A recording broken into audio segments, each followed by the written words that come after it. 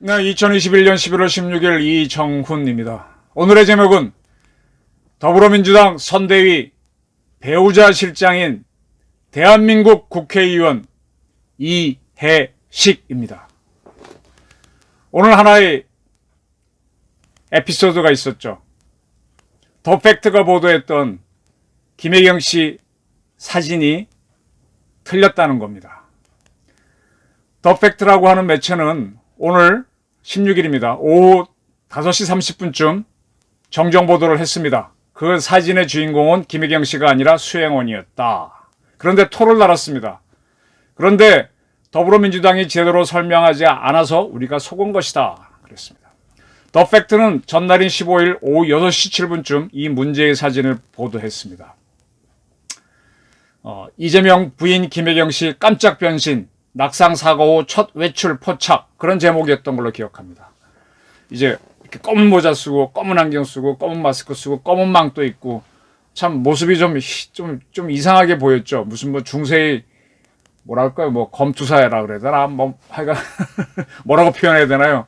뭐 영화에 나오는, 만화 영화에 나오는 같은 그런 사진. 그때 더팩트는 신체 일부에 열상을 입어 봉합 수술을 받은 이재명 더불어민주당 대선 후보의 부인 김혜경 씨가 낙상 사고 후 처음 외출하는 모습이 더팩트 카메라에 단독으로 포착됐다. 김 씨는 15일 오후 일반인이 전혀 알아볼 수 없을 정도로 검정 망토와 검정 모자, 검정 선글라스에 마스크까지 착용하고 경기도 분당구 순회동 자택 앞에서 흰색 카니발 차를 타고 외부 일정을 소화하기 위해 집을 나섰다라고 보도했습니다.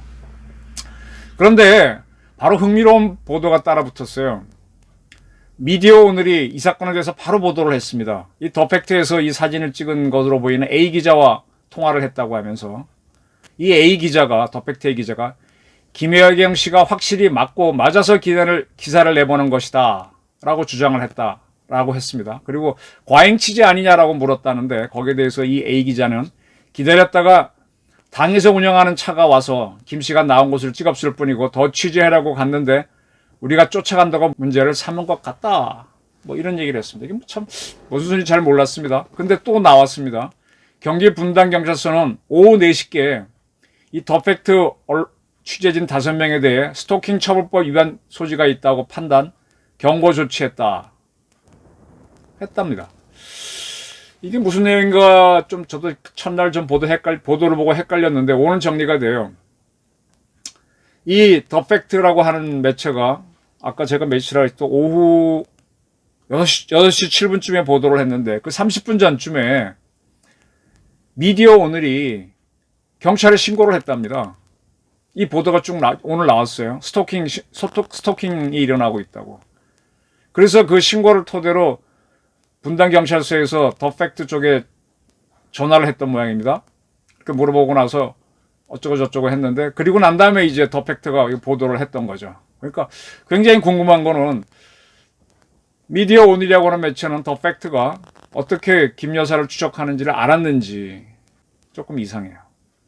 근데 여기에 대한 설명은 없으니까 그냥 넘어가겠습니다. 이렇게 해서 더팩트가 보도가 있었을 때 이해식 대한민국 국회의원입니다. 현재 겸직하는 직책은 민주당 선대위 배우자 실장입니다. 그는 이렇게 말했죠. 그 사진은 명백하게 후보 배우자가 아닙니다. 수행원 중에 한 사람이고요. 그래서 저희가 그 사실을 정확하게 고지를 하고 해당 언론사의 삭제 요청을 어젯밤부터 꾸준히 하고 있는데 어젯밤은 15일 밤이죠. 16일 날 얘기한 겁니다. 한 라디오 방송에서였죠. 응하지를 않고 있습니다. 저희도 굉장히 답답한 심정입니다. 그리고 민주당 선대위 현안 대응 타스크포스 단장인 김병기 의원도 더팩트는 김혜경 씨가 아닌 사람을 김혜경 씨라고 보도했을 뿐만 아니라 해당 보도가 사실이 아님을 선대위에서 여러 차례 밝혔는데도 정정 없이 허위 보도를 게재했다. 탐사 보도를 앞세워 사실상 스토킹과 같은 허위 보도를 한 데 대해 강력히 대응할 것이다. 라고 하면서 실제 김혜경 씨는 누구다 뭐 이렇게 주장들을 했습니다. 좋습니다. 네, 이런 일들이 있었죠. 저는 이 얘기를 하려고 하는 게 아닙니다. 저는 민주당 선대위에 배우자 실장에 대한민국 국회의원을 임명된 사실이 너무 신기해서 처음부터 참 이상하다고 생각했는데 그걸 오늘 얘기하려고 하는 겁니다. 대한민국 국회의원을 배우자 실장으로 임명해 놓은 효과가 오늘 톡톡히 발휘된 것 같아서 이걸 칭찬해야 될지 비판해야 될지 헷갈리긴 한데 제가 오늘 정리를 해드리겠습니다. 대한민국 국회의원이 영부인도 아닌 배우자의 실장이 된 거는 이번이 최초입니다. 현역 의원이요.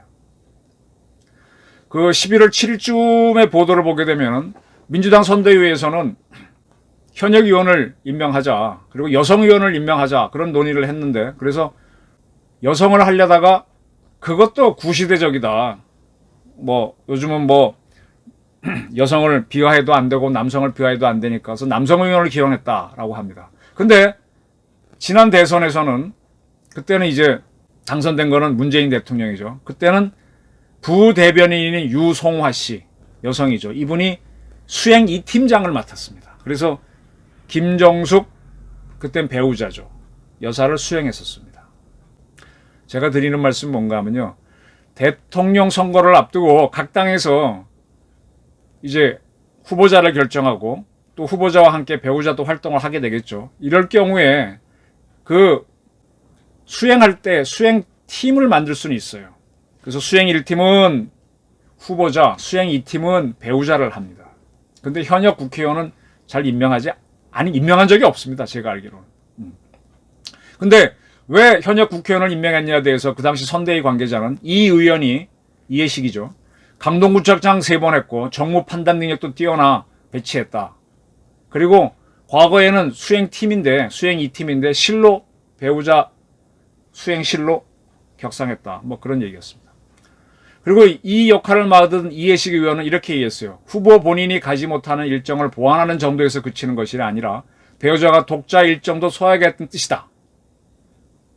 네, 이런 얘기입니다. 근데 이렇게 배우자 실정을 지정하고 났을 때, 임명하고 났을 때, 말이 많았어요. 어떤 얘기가 나왔냐. 이재명 캠프에서 활동한 현역 의원이 너무 많아서 골고루 기용하다 보니까 배우자 실장까지 현역 의원을 임명했다. 그런 얘기가 있었습니다. 이건 보도가 있었습니다. 이 배우자 실장은요. 그러니까 아까 그 유송화 씨라고 그랬죠. 문재인 대통령 부인. 그때는 후보자죠. 김정숙 여사를 수행했던 그 양반은 유송화 씨는 문 대통령이 당선되자 청와대 제2 부속 비서관으로 됐습니다. 청와대에 들어가서 대통령을 청와대에서 이제 서포트하는 건 제1 부속실이고 영부인은 제2 부속실인데 제2 부속실에 근무하게 됐다는 거죠. 그리고 그 다음에는 참 저는 이런 거는 참 반대하는데 청와대 춘추관장에 임명했어요.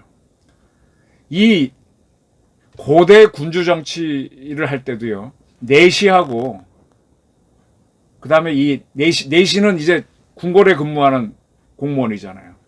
그 다음에 그 정승들하고 이 판사들은 절대적으로 구분을 했습니다. 그러지 않아도 내시 출신들이 힘이 세서 십상시라고 박근혜 정권을 욕했던 게 바로 민주당 사람들이잖아요. 그러니까 이게 측근에서 실력자를 모시는 사람들은 비서로만 있어야지 이 사람들이 어떤 그 국가를 운영하는 자리에 오게 되면은 이거는 정치가 엉망이 됩니다. 춘추관장이 임명을 했습니다. 네. 근데 오늘은 이게 주제가 아니니까 넘어가겠습니다. 자, 왜 현역 국회의원을 내시위와 비슷할 수도 있는 배우자 비서실장에 임명했느냐 이걸 한번 따져보겠습니다. 이제 윤석열 씨의 부인이 김건희 씨죠. 윤석열 씨가 국힘당의 대통령 후보로 확정되기 전에 열린공감TV라고 하는 매체에서 양모 전 검사 변호사죠. 의 어머니를 만나가지고 이 양모 전 검사가 김건희 씨하고 혼담이 있었다. 뭐 그런 걸 보도를 했습니다. 아주 파문이 컸죠. 네. 그때 뭐 쭌리가 누구냐 얘기가 많이 나왔었죠. 그리고 좀 지나서 뉴스버스라고 하는 매체에서 직접 김건희 씨하고 통화를 해서 쭌리에 대해 물어갖고 또 파문이 일었습니다. 네. 배우자 리스크란 말이 있었고 지금도 이재명 캠프에서는 본부장 사건이라고 합니다. 윤석열의 본인 리스크, 그 다음에 부인 리스크, 장모 리스크, 본부장 리스크로. 그래서 계속 이렇게 부인 문제를 거론했기 때문에 민주당에서는 아예 배우자 실장이라는 자리를 만들어서 현역 의원을 임명한 거 아니냐 이렇게 보입니다. 여기에 대한 제 의견을 말씀드리겠습니다. 대한민국이 군주국가입니까? 아니죠. 민주주의 하자는 민주국가죠. 민주주의의 기본이 뭡니까? 삼권 분립이죠. 삼권 분립 조금 강의 좀 해볼까요? 삼권 분립은 굉장히 중요한 개념인데 이 정치에서 봉건과 근대를 나누는 기준입니다. 왜 저희 학교 다닐 때 조국 근대화 박정희도 많이 썼고 근대화 근대 정치 많이 얘기했는데 사실은 근대라고 하는 거는 영어로 표현은 모던 타임, 그러니까 우리말로 하면 현대가 맞습니다. 현대. 근데 일본 친구들이 그 대일본 제국 시절에 아니면 그 직전에 명치유신 하기 전에 이 모던 타임이라는 영어의 개념을 현대라고 번역하지 않고 근대라고 번역했어요. 그거는 자기가 왜냐하면 대일본 제국 자체가 봉건을 벗어나지 못했기 때문에 군주제였기 때문에 그런 걸로 보입니다. 그래서 근대로 번역했습니다. 그래서 지금도 근대란 말이 쓰이는데 이 상권 분립 개념은 다 사회시간에 고등학교 때 배웠죠. 존 로커하고 몽터스키에 등등이 이 계몽주의자들이 주장한 거죠. 그래서 근대적인 자유주의 사상의 가장 중요한 개념이 상권 분립입니다. 이 상권 분립의 정신을 그대로 반영한 것이 1787년 영국에서 독립한 다음에 미국이 만든 미국 최초 헌법입니다. 가장 정확한 로마의 공화정을 거의 그대로 시연한, 그러나 이제 로마 공화정에 없는 사법권의 독립은 확실하게 다른 그런 헌법을 만들었죠. 그 다음에 프랑스에서는 프랑스 대혁명하고 난 다음에 1791년 혁명, 그 다음에 1795년 공화국 헌법을 만들면서 상권 분립 개념을 딱 적용시키죠. 영국은 잘 아시겠지만 마그나 카르타, 대헌장, 권리청원, 권리장전 이런 걸 통해서, 영국은 헌법이 없어요. 이렇게 통해서 표현된 헌법적 원칙을 명예혁명 이후에 자꾸 적용해서 상권 분립의 원리를 집어넣었죠. 그리고 이제 세계 거의 대부분의 나라, 지금은 또 군주를 하는 나라가 거의 없으니까 상권 분립은 기본적이 됐습니다. 상권 분립을 하기 전에 뭡니까? 상권을 한 사람이 다 쥐고 있었죠. 그런 시대를 뭐라 합니까? 봉건 시대라고 합니다. 봉건 시대를 feudal age라고 하는 건 다 아실 겁니다. 그땐 군주가 삼권을 다 쥐고 있는 거죠. 국가의 권력 중에 가장 큰 것은 전쟁을 할 수 있는 군권인데 군권을 쥐고 있잖아요. 그래서 우리가 봉건 시대인 대한제국을 설명하면 가장 좋네요. 대한제국의 황제는 대한제국의 유일한 원수, 대장보다 높은 원수였습니다. 군 최고사령관을 겸직하죠. 그 이전에 우리 조선이나 고려의 군주는 계급은 없었지만 실질적으로 최고사령관이었습니다. 그래서 어떻게 싸우러 갈 때는 자기가 가진 군권을 그 주의권을 맡은 사람들한테 일시적으로 양려하죠. 어느 지역에 가서는 네가 나 대신해라. 그게 바로 부월이었지 않습니까? 자, 이런 시대를 끝내고 상권 분립을 토대로 한 근대가 열리는데 근대가 왜 열립니까? 대항해를 통해 갖고 상업이 발전하면서 돈을 모으는 사람이 나옵니다. 이런 사람들은 귀족도 왕도 아닙니다. 군주도 아닙니다.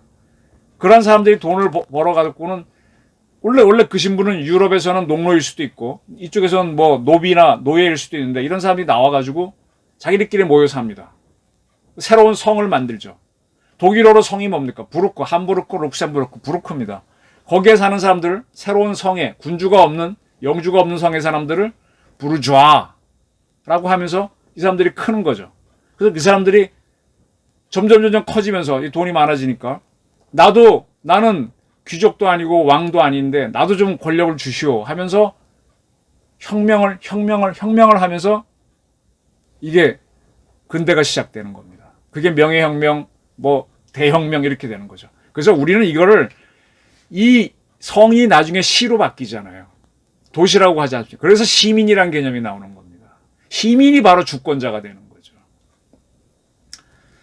그래서 이 사람들이 자 우리가 너희 소수의 왕이 하는 게 아니라 왕을 서포트하는 귀족들이 하는 게 아니라 우리가 국가를 다스려야 맞다. 우리가 주인이 되겠다. 그래서 자기들이 대표를 뽑아갖고 나라를 이끌려면 법을 만드는 게 중요하니까 법을 만드는 의회를 만들면서 이게 최초로 이제 현대의 민주정치가 시작되는 거 아닙니까?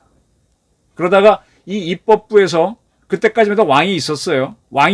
행정부는 다 장악했습니다. 법은 여기서 만들더라도.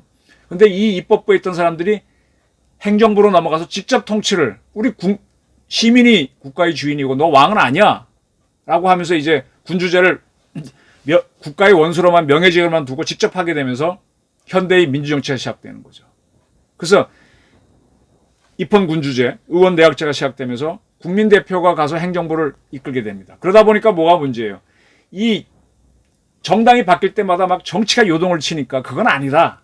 행정의 일관성을 하기 위해서 의원내각제나 입헌군주정을 하는 나라에서는 행정부가 일관성 있게 가기 위해서 사무차관제를 적용하고, 이 사람들이 오더라도 큰 틀은 바꿀, 중요한 건 바꿔도 큰 틀은 안 바뀌도록 이렇게 안정된 시스템을 만들었지 않습니까?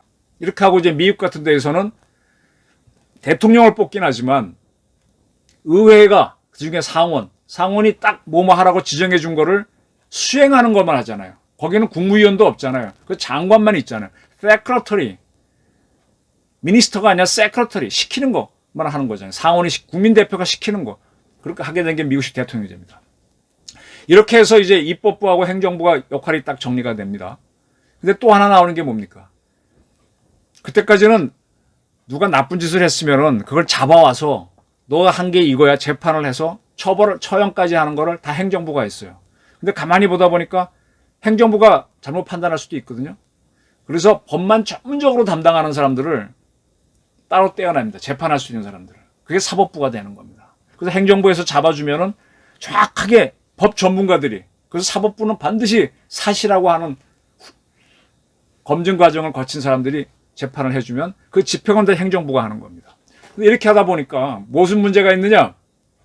범인을 잡으러 가는 건 경찰인데 경찰들이 마구잡이로 잡아요. 잡을 때 인권 유린이 생기니까 아 이것도 문제구나 싶어서 이 사법부에 있는 사람들이 다시 행정부로 넘어갑니다. 그래서 경찰의 수사를 지도하는 거죠.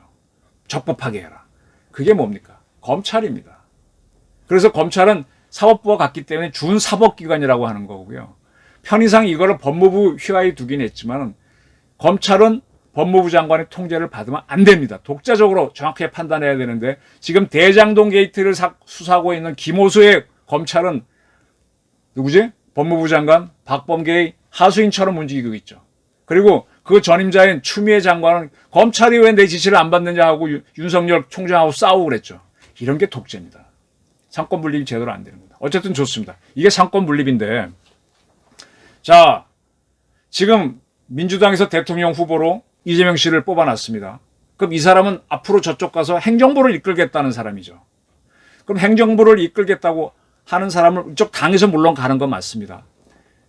그런데 이 보내는 정당에서 뭐 지원을 하는 건 맞지만 배우자 실장까지 현역 의원이 한다고 하면 이해식 국회의원은 자기 지역구가 있을 거 아닙니까? 이 사람 뭐 간선으로 된 사람입니까? 나 그거 확인 안 했는데. 국민의 대표인데 어떻게 배우자 비서실장을 합니까? 이거는 입법부 스스로가, 이 사람은 민주당 당원이길 떠나서 대한민국 국회의원인데 국민의 대표인데 어떻게 국민의 대표가 행정부에 실장을 합니까? 행정부가 되겠다는 사람에. 나는 이게 지금 이해가 안 돼. 처음에 가만히 보면서 이게 뭐지 하다 이제 터지고 나서 민주당에서는 아 이게 이번에 굉장히 잘 먹혀서 이번에 효과 발휘했다. 더 팩트한 걸 제대로 딱 잡았다 하는 거 하겠지만은 이렇게 하다 보니까 입법부가 행정부에 끌려가는, 민주주의를 못하는 시스템이 되는 겁니다. 이해식이라고 하는 국회의원은 내가 대한민국 국회의원이고 국민을 대표하는데 어떻게 행정부를 이끌겠다는 사람, 더군다나 대통령 후보 본인도 아닌 배우자의 실장을 하니 난 못하겠다. 내가 자리 탐하는 그런 사람 아니다고 집어 던졌어야지. 근데 지금은 충성 잘했다고 지금 자랑하는 걸 보면서 나는 참 이런 건 아닌데, 이거는 민주주의 기본을 모르는 사람인데 이런 의심이 듭니다. 배우자 실장을 두겠다는 거는 아주 봉건적인 발상입니다. 왜? 차라리 내명부를 두고 내명부에 내시를 두지. 영부인도요. 영부인을 서포트하던 그 제2부속실 사람이 춘추관장 하면 안 됩니다. 영원히 내시로 있어요. 내시는 안 그래도 힘이 세집니다. 그런데 어떻게 그와 비슷한 자리에 대한민국 국회의원을 임명합니까? 이건 아닌 것 같아요. 그리고 제가 하나 좀 정리를 해드리겠습니다. 여성을 존중할 필요는 있습니다. 근데 그게 무조건이면 안 됩니다. 제가 아는 한은 국가를 운영하는 사람은 남성이든 여성이든 그 사람이 중요한 거고 그 사람이 국록을 받는 사람이지 그의 배우자는 아니라는 얘기입니다. 이제 국가에서 무슨 일을 맡으면 관사를 내줍니다. 그 관사에 가족이 와서 살게 해주는데 그건 뭐냐? 이 사람이 국가 일을 잘하도록 내조를 하기 위해서 집을 주는 거지. 그 집에 앉아갖고 자기가 주인 행사하도록 공무원도 아닌 이들이 그렇게 하라고 주는 거 아닙니다. 그 유럽에 가거나 미국 가게 되면 동부인 행사가 굉장히 많죠. 부인을 같이 이렇게 딱 모시고 가서 퍼스트 레이디를 많이 자랑하는데 이 전통은 어떻게 나왔느냐? 저는 군사 문화로 알고 있습니다. 전쟁을 치르고 온 전쟁은 대개 남성들이 싸우고 오죠. 그리고 격전을 치르고 돌아옵니다. 살아 돌아오겠죠. 그래서 그 사람들을 위한 파티를 많이 합니다. 필요합니다. 그때 그분들만큼 군인만큼 고생한 사람이 누구예요? 죽어올지도 모르는 남편을 기다리는 부인들이거든요. 그래서 부인들도 함께 격려하기 위해서 동부인 문화가 생기면 군사 문화입니다. 그게 좀 확대돼서 자 외교관들이 해외에 갑니다. 그 외교관들이 가게 되면 그 외교관이 남성인 경우에 그걸 서포트하기 위해서 부인이 가고 관사를 줍니다. 또 부인들 역할이 조금 있고요. 그래서 외교관들도 동부인을 하는 겁니다. 이러다 보니까 어떤 해외 순방할 때 되면 동부인을 하는 경우가 있어요.